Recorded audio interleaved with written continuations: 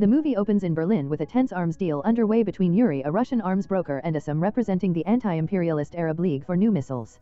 The North Korean NIS is surveilling the meeting, but their audio cuts out, frustrating their efforts to gather intel. Meanwhile, at the North Korean embassy in Berlin, Ambassador Lee Hak-soo is mediating the deal, urging both parties to be flexible. However, the negotiations break down, leading to a chaotic shootout when Mossad agents led by Dagon raid the meeting. The Mossad claims they are only interested in the Russian broker and the Arab, not the weapons deal itself. During the chaos, a North Korean agent later identified as Pyo Jong-sung confronts a Mossad agent, leading to a serious injury for the latter.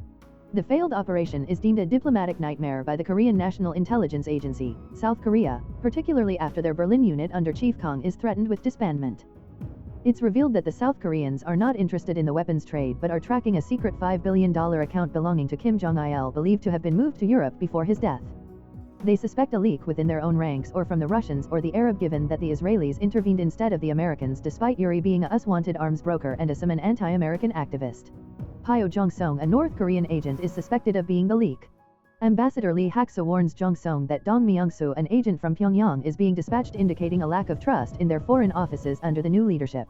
Jong-sung meets with his South Korean contact Yoon Jin-soo at a Korean restaurant. Jin-soo expresses frustration with Jong-sung's secrecy and the repercussions of the failed operation. He reveals that a North Korean official has filed for defection.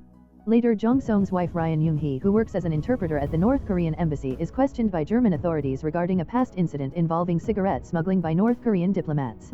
This highlights the scrutiny and pressure faced by North Korean officials abroad. A key turning point occurs when a waitress who was an informant for the South Koreans is found dead, a suspected suicide. Jong-sung meets with a contact, Uncle Marty, to get information on the ghost agent from the Westin Hotel incident who turns out to be a North Korean.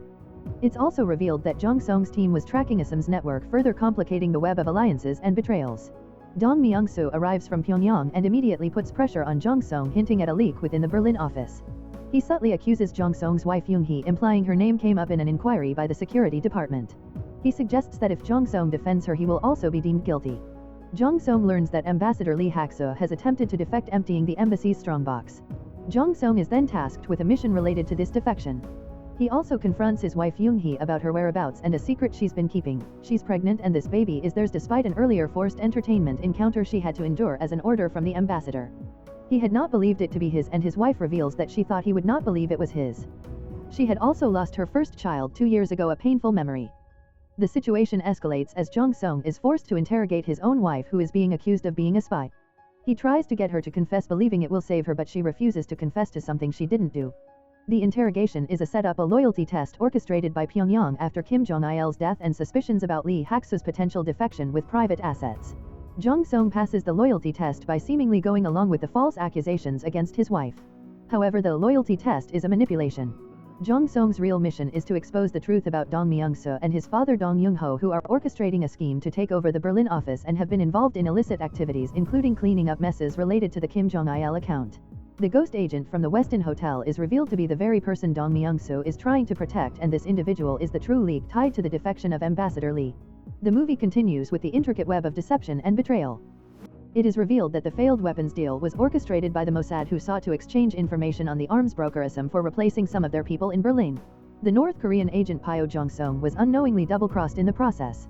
Jong-sung confronts Dong Myung-soo, who orchestrated the loyalty test and framed Jong-sung's wife Ryun as a spy.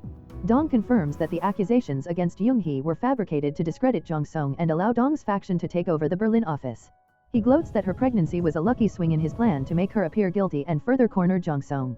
Jong-sung, having previously gone along with the false accusations against his wife to pass the loyalty test, now understands the full extent of Dong's manipulation.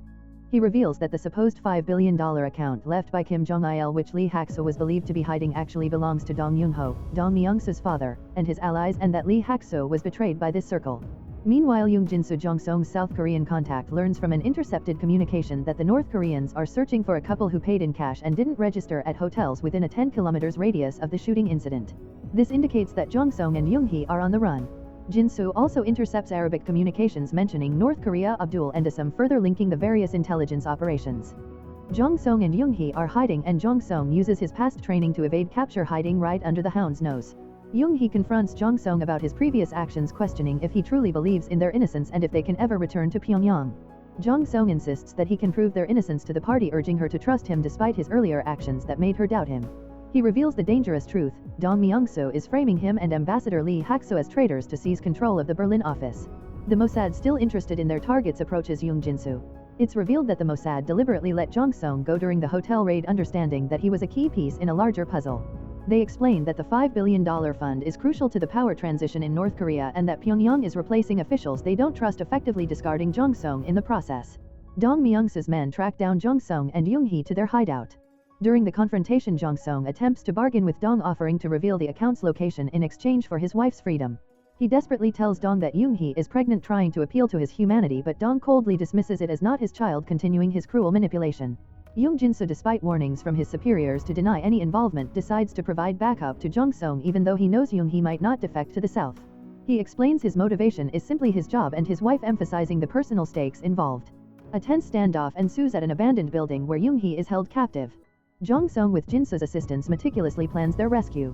Using his sniper skills, he takes down Dong's man. During the chaos, Jong Song plays a recorded conversation that exposes Dong Myung-soo's entire scheme, how he orchestrated the ambush of the Uriasum deal to justify replacing officials, and how he framed Young-hee. Dong, enraged, tries to destroy the recorder, but Jong Song reveals his deeper game. He implicates the Mossad in the scheme, showing that they were complicit in the setup to get Yuri and Asum. A brutal fight erupts. Young-hee, severely injured during the struggle, urges Jong Song to leave her, but he refuses. Jin-soo helps them escape. Tragically, Young-hee succumbs to her injuries. In the aftermath, the South Korean government allows Jong Song to apply for defection either to the south or a third country. However, the political landscape shifts. The South Korean president announces a new gas pipeline project with Russia, and as part of their negotiations with Pyongyang, they agree to hand over the account and pio Jong Song to the North Koreans. This reveals a chilling political expediency where individuals become pawns in larger geopolitical games.